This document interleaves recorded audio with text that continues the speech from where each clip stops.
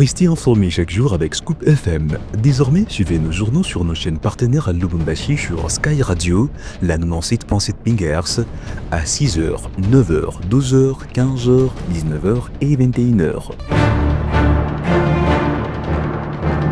Suivez-nous également sur la radio communautaire Moïseni chaque jour à 9h05, 10h03 et 21h juste. Le journal du Scoop FM passe aussi sur Kipushi 24 Radio à 8h30, 12h30, 16h juste, 18h30 et 21h30. Retrouvez-nous également sur Vox Congo. Téléchargez dès maintenant l'application Vox Congo pour rester informé en temps réel.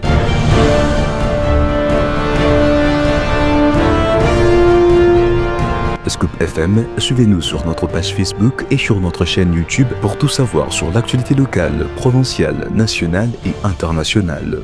Scoop FM, la neutralité réelle. La neutralité réelle.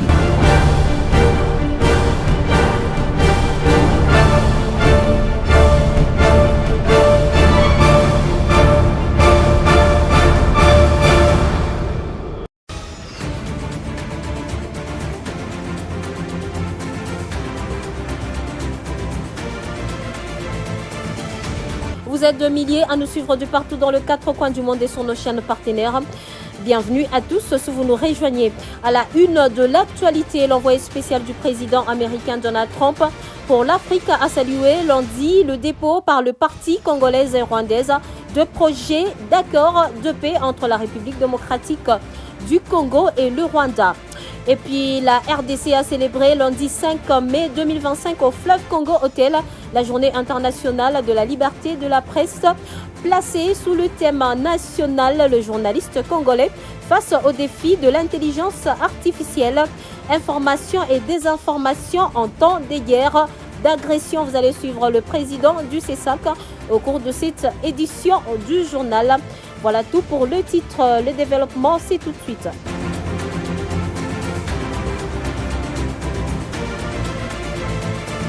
Comme annoncé tout à l'heure, la République démocratique du Congo et le Rwanda ont officiellement soumis un projet d'accord de paix aux États-Unis d'Amérique, a indiqué lundi 5 mai le conseiller principal pour l'Afrique au département d'État américain. Selon lui, il s'agit d'une étape importante vers le respect des engagements pris dans la déclaration de principe signée par le Rwanda et la RDC. Ici est de noter que lors de la signature le 26 avril dernier à Washington d'un accord de principe, la République démocratique du Congo et le Rwanda avaient pris l'engagement de présenter un avant-projet pour le retour de la paix en RDC et dans la région de Grand Lac. Et puis, devant un parterre de personnalités dont le chef de l'État, le membre du gouvernement et le patron de médias, le président du Conseil supérieur de l'audiovisuel et de la communication, c'est ça qu'en sigle, a lancé l'appel pour une presse libre mais responsable. Selon Christian Bossembe, qui s'est exprimé lundi 5 mai à l'occasion de la célébration de la Journée mondiale de la liberté de la presse, lorsqu'un journaliste est arrêté pour propagation de faux bruits ou atteinte à la souveraineté de l'État et à la sécurité, il n'est pas arrêté pour son opinion. Écoutez ici le président du CESAC, Christian Bossembe, dans cet extrait. Aucun journaliste n'a été tué, aucun journaliste n'a été arrêté, je signe, je persiste pour ses opinions. Je ne parle pas des diffameurs. Quand un journaliste a diffamé, quand un journaliste a insulté, quand un journaliste a propagé le faux bruit, ou quand un journaliste a menacé la sécurité intérieure, ce n'est pas ses opinions, ce n'est pas son travail. Mais quand on ne l'arrête pas en tant que journaliste, on l'arrête en tant que citoyen qui a violé la loi. Donc il faudrait bien que les gens comprennent ça, parce qu'après il y a des polémiques. Les avancées sont là et on a parlé de cela, je crois que c'est très important de le rappeler. Mais en même temps, on a dit aussi que le journaliste, son rôle n'était pas de mentir. Le journaliste ne doit pas mentir. Le journaliste doit dire la vérité, mais choisir quand il faut le dire, comment il faut le dire, pour maintenir l'équilibre du pays, maintenir l'équilibre de la société. Autre nouvelle, l'Observatoire de la dépense publique, ODEP, a réagi dans son communiqué du lundi 5 mai au récent propos de Nicolas Kazadi, ancien ministre de Finances de la RDC entre 2021 et 2024, estimant qu'il s'agit d'une prise de conscience tardive citée dans le dossier de surfacturation de forage et non poursuivi par la justice. Kazadi Kadima est au cœur de l'actualité à la suite de ses déclarations critiques visant l'entourage du président de la République pour l'ODEP. Ces révélations n'excluent en rien de scandale financier ayant marqué sa gestion. Ces révélations, estime l'ODEP, ne sont que de larmes de crocodile.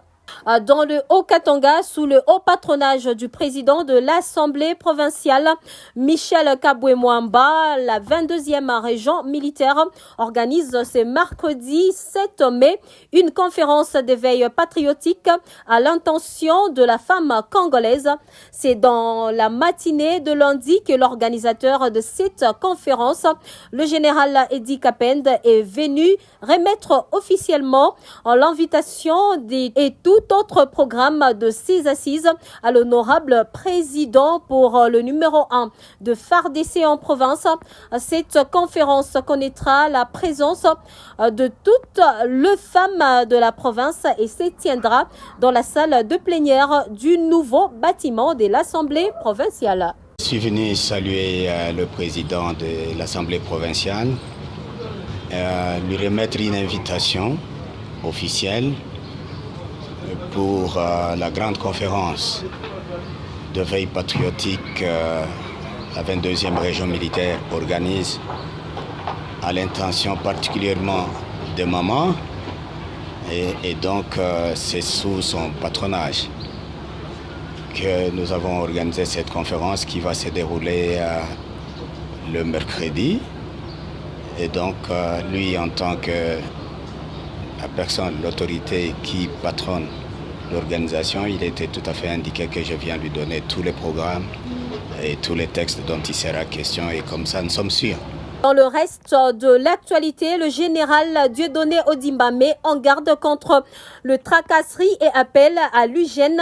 Dans une parade à lundi, il a fustigé le comportement de certains policiers de la circulation routière contre le tracasserie. Le général a appelé ses troupes au respect de mesures d'hygiène face à la montée du choléra dans la province. Il a aussi dénoncé la sollicitation illégale de la garde policière sans contrat régulier. Suivez. Je rappelle pour les policiers le travail que nous faisons quotidiennement. Donc, la discipline, le policier doit être discipliné. Les policiers doivent savoir ses missions, connaître ses missions. Qu'est-ce que nous faisons? Nos missions, c'est quoi?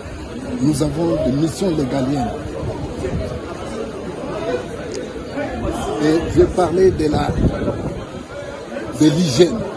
l'hygiène corporelle et l'hygiène environnementale. C'est ça l'essentiel de ma communication. Et surtout pendant cette période où le choléra frappe, c'est ce que vous avez dit. C'est la raison pour laquelle j'ai parlé de l'hygiène. Donc, comme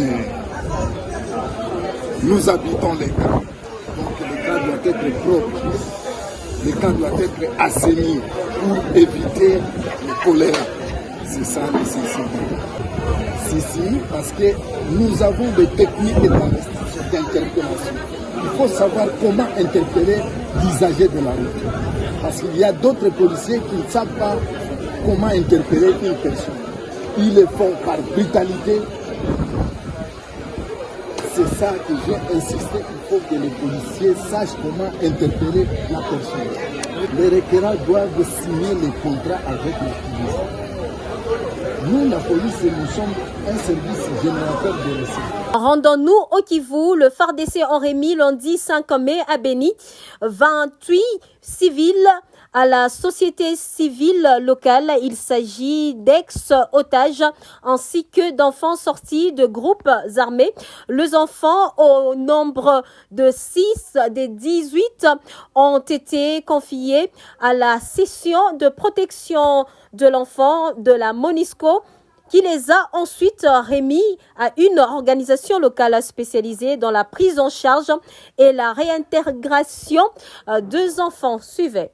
Le président de la société civile appelle la communauté à les accueillir sans le stigmatiser. Les enfants sont ici de force de groupes armés locaux actifs dans la région après que leurs leaders ont été sensibilisés à la place de l'enfant dans la famille et à l'école. Les adultes, cet hommes et femmes, sont des civils qui s'étaient échappés de main de rebelles des ADF dans la Mayangos à la suite de la pression militaire menée conjointement par les FARDC et l'armée ougandaise. L'un d'eux témoigne: j'ai été attrapé par les ADF Nalu en Mayangos, puis ramené à la brousse.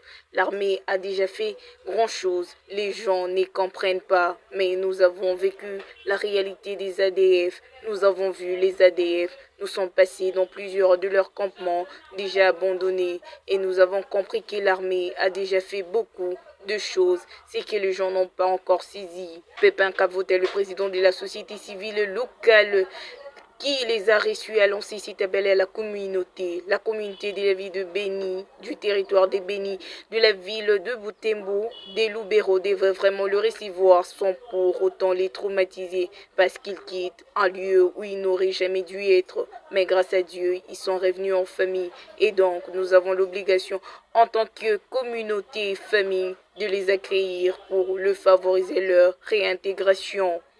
Notons que les enfants ont été remis par la section des protections de l'enfant de la MONUSCO à une organisation partenaire de l'UNICEF pour une prise en charge transitoire. De leur côté, les adultes ont été directement réinsérés dans la communauté via le cadre de base de leur quartier respectif. À page noire bien avant de clore ces journal à l'occasion de la cérémonie d'hommage au feu professeur émérite et écrivain Moudimbe organisée ce mardi 6 mai dans la salle Monseigneur Chibangu de l'Unilu. Le professeur émérite Alexis Takizala a rendu un témoignage sur la personne du professeur Moudimbe. On l'écoute dans cet extrait. Du CNP à l'époque, le Centre national de documentation, avec 5 autres collègues. Ils étaient ici professeurs ordinaires à l'époque et ils s'étaient insurgés contre la gestion de l'université ici à l'époque et ça leur a valu le cachet. N'eût été la marche, le sit-in, si vous préférez, de ses collègues, les plus jeunes que nous étions, ils auraient passé des jours et des jours au cachet. Et nous avons fait cette marche, ce mouvement, c'était à l'ISP, il y avait le directeur de l'ISP tout à l'heure, c'était à l'ISP, Monseigneur Chibangu était présent, il était venu pour un colloque, nous avons refusé d'entrer dans la salle tant que Moudimbe et ses collègues n'étaient pas sortis du cachet. Mesdames, Messieurs, place à présent à notre rubrique Actualité du jour avec Gloire Diboué. Bonjour, Vatican mouvementé, les cardinaux de l'Église catholique déjà sur place et les conclaves débutent ce 7 mai 2025. Quand un pape meurt, les cas de François ou démissionne comme ce fut le cas avec Benoît XVI en 2013, l'Église catholique entre dans une période cruciale appelée sede vacante, littéralement qui veut dire siège vacant. Durant ces laps de temps, le Vatican s'y prépare à l'un des moments le plus solennels et mystérieux de son histoire, les conclaves. Cette élection très codifiée du nouveau souverain pontife, un rituel séculaire dans un monde moderne. Le mot conclave vient du latin cum clave qui veut dire avec clé. Et pour cause, les cardinaux électeurs sont enfermés dans la chapelle Sixtine, au Vatican bien évidemment, sous haute surveillance jusqu'à ce qu'un pape soit élu. Ils sont coupés du monde extérieur sans téléphone ni internet pour éviter toute influence. Mesdames, Messieurs, c'est par ici que nous mettons un terme à ces radiojournal réalisés par l'ensemble de la rédaction sur la coordination de Christian Mouchampa. Gracia Ekilimali vous l'a présenté. Restez branchés car le programme continue sur votre radio. Vous informer est notre devoir.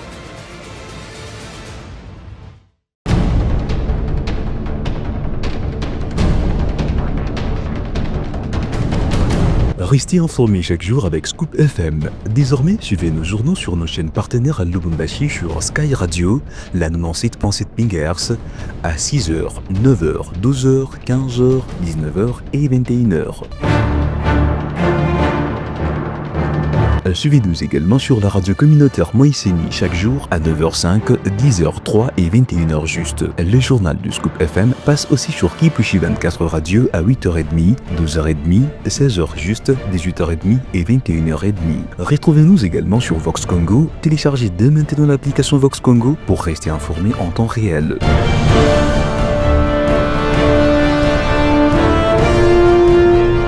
Scoop FM, suivez-nous sur notre page Facebook et sur notre chaîne YouTube pour tout savoir sur l'actualité locale, provinciale, nationale et internationale. Scoop FM, la neutralité réelle.